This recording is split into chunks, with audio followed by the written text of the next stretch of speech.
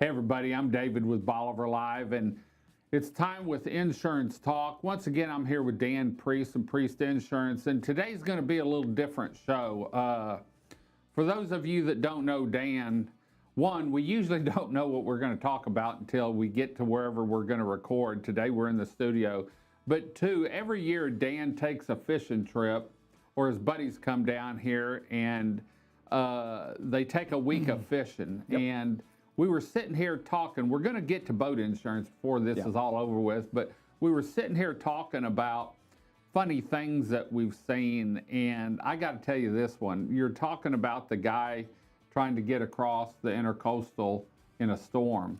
In a rubber raft, In a rubber holding raft. a trolling motor. Well, I pull into Bolivar Yacht Base, and this was when I first started guiding.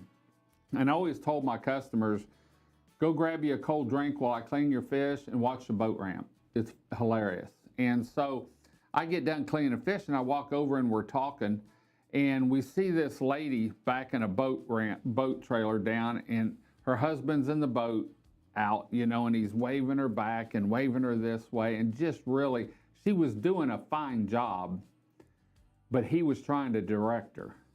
And at one point, he got mad and told her, damn it, no, pull up more. Well, she pulled up more. And she pulled out of the boat ramp, spun the tires, went down, and she went to the far end of the parking lot, spun around, parked the boat trailer, and come walking back. And as she walked by the boat ramp, her husband's like this, she said, you're so damn good, you go back it in. And she went in and looked at me and she said, we've got to drive back to Huntsville. It's going to be a long drive home for him. Yeah. So, yeah, there's some funny things that happen, but there's also boat insurance. Okay. And, a storm hits, you've got to have boat insurance to cover it, hopefully. Yeah. If you can't pull it out, you hit a reef. Maybe the tide's lower than what it is. Maybe you're trailering it down and a rock flies up and hits your windshield. Mm-hmm. Those are all different scenarios where insurance come into play. Yeah. Don't know if it's boat insurance, don't know if it's vehicle insurance, but you're going to tell us. Sure. So, okay. So talking about boat insurance and things that have happened and just things I've witnessed at boat ramps and on the water. You have liability insurance when you're going down the road. It's automatically extended from your truck. So things that happen, maybe you don't have your hitch in properly and you forgot to put the pin in and you get down the road and it pulls out. Right. And your boat comes off. Things happen. They just like that. Or you get in a wreck and myself pulling a boat one time, I took a corner and it hit, and it was my dad's boat. And next thing I know, the trailer's behind me, but the boat's passing me on the left side, and that wasn't a good sign. All that stuff is the Talking about road rash. Yeah, that's liability. So if that boat would have hit another vehicle, you're covered and extended down your truck from your truck insurance.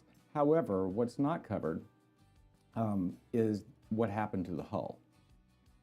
So that would be covered under boat coverage, whether you're driving down the road and you have an accident, it comes off the trailer, whether you're like the poor people in Florida from what has happened recently and your boat ends up on the road, or what I've seen, you mentioned on a reef, we had 4 guys waiting on a shoreline and somebody was trying to get into a lake, and on the map it looked like an opening was there, but it was really an underwater reef, and he put that boat 50 yards on top of the reef and it turned sideways. Well, towing, get your boat off there, and if you ever have a need for a tow, it's a very expensive thing, and you can get $500, $1,000 in towing coverage for them to come get you, pull you off the reef, take your boat back, okay? Pump it out on the way back. Pump it out on the way back. Then you have hull coverage for collision that will replace the bottom of your hull, or as I've seen at a boat ramp, 5:30 in the morning, and the line for bait, line for croakers can get extensive, right? Watched a guy one day with his son in his brand new boat on a concrete boat ramp. He's backing it down.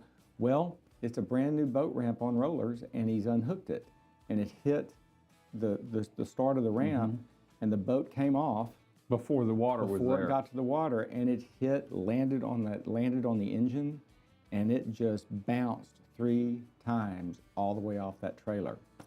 And that was a very quiet boat ramp as they winched that boat back up. And people kind of just gathered around. Nobody said a word. The damage to that lower unit is covered. Covered. The damage to the hull is covered. And you know, boat insurance is funny. It's not very expensive. It's sort of like golf cart insurance. It's kind of like golf cart insurance. Yeah. And the thing is, you don't know what happens. There's submerged things on a lake shoreline. There's submerged things, you know, out in the bays, and you never know when something's going to happen. So it's really easy coverage to have. I know boats are expensive, and a lot of people have them now. But also the things that are on the boat, you know, rod and reels. They're getting up there. You know, you have 6 rod and reels on there, and you know somebody steals them. Yeah. You know, you've lost something. So all of that's covered. Make sure you review it, your liability in the event that you ever need it. Take a waiter out in the morning when you're driving on a. It's sort of like all the insurance we talk about. It's not a matter if you're going to need it. It's a matter of when you're going to need it. In most situations, and you know the funny thing is, it's not always the things you're expecting. Right. And just like anything. Just like anything, and it's the things you don't even think about, and that'll happen. Real quick, something popped into my head. This is never going to go well. You know, what happens in this scenario with this and this? You can't write home insurance after a storm passes a certain line. All property and casualty is that way. Okay. Does anything like that fall into boat or recreational activity? I mean, yeah. So they do moratoriums on like, you know, just if you think about it, you know, hurricanes entering the Gulf, and you've got your golf cart and your boat down there. It's not logical for an insurance company to write that as it's bearing down. Oh, I'll just wait until the storm's right there and insure everything. So you have to do that ahead of time. So it has a cutoff point too. Yeah, it's everything. The same. Whenever there's a binding restriction in place, it's for property and casualty insurance. Okay. That was one of my questions. You know, what just popped in because of the Helene that just came in. That's a rough and you thing. know, it's not. Keith and I were talking the other day. And, you know, Florida is like us. Our houses are built up. They'll survive. You know, they'll rebuild, build the stairs back on, replace a couple walls downstairs. But when you get up into the Carolinas and that, you know, their houses are built on the ground and they were miles from a river. But the house is washed off the slab or it's gone. You know, it's just... the damage they have up there is I would have never thought that. I wouldn't have either, and I don't think anybody does. And that's a really good conversation to bring up, and we'll be brief. That'll be another show. It can be another show, but if you compare like what happened there in Florida, which it hit in an area that wasn't terribly populated, but it beat up Tampa, right? It was a Cat 4 with a similar surge that we had with Ike, but the winds were a Cat 4 wind, which we had Cat 2 with Ike. So every storm's different. It got up in the Carolinas and stalled, and there's going to be some downstream flooding. I think we had 14 to 17 foot storm surge, or 14 foot, if I'm not mistaken. Down there, I was seeing 9 and 10. I don't know what they ended up having. I hadn't really heard that because I've been actually watching everything up in the Carolinas and Tennessee and Georgia, just seeing everything and how. What's really caught my attention, or it's not, you don't hear that much about the government, but what I am seeing, especially on social media, are the individual groups that have, the helicopter pilots. I mean, it was crazy. There was 10 or 12 helicopters, privately owned, flew in, they all got together and started flying out, you know, out of their pocket, flying out, taking water and insulin and getting people out of where they could. And some of the areas they were landing in, I mean, made me cringe when I watched some of the videos. But that's what's really caught my attention is the community and the individuals that have come together to help those people in time and, you know, in that time. I mean, as soon as they could get up there, helicopters were there within I think 48 hours. You know, And so, we are getting off on another subject, but that's what we do.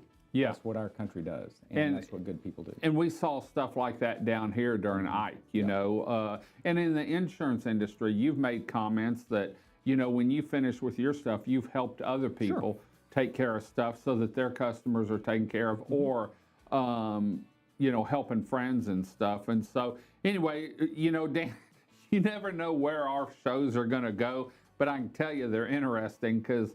And I know Dan sweats every once in a while when I say, you know, I was thinking, because he knows I'm going to pull something way out of the bottom of the barrel. So, Dan, thanks for joining us. Sure. Hope you enjoyed the pictures you saw of their little fishing trip, a yearly event Dan has down here with some friends. And they always go home with a lot of shrimp. Y'all bought, 130 pounds, I think Chris said, we had 150? 150, yeah. And they divide it up, they package it up, and everyone goes home with bags of shrimp because this time the fishing was tough, wasn't it? Little rough fishing this trip. We had a northeast wind and a north wind that kind of that makes pretty it tough steady. anytime. straight down the bay. Yeah. So, well, we're going to head on out. Hope you enjoyed this real estate or insurance talk. I'm the insurance guy. The insurance, it's been crazy down here this week. So, Dan, thanks for joining us. We'll be back next week with another show with Dan Priest talking insurance here on Bolivar Live. Until next time, I'm David with Bolivar Live. Y'all have a great day, great week. Come see us. God bless, and bye-bye.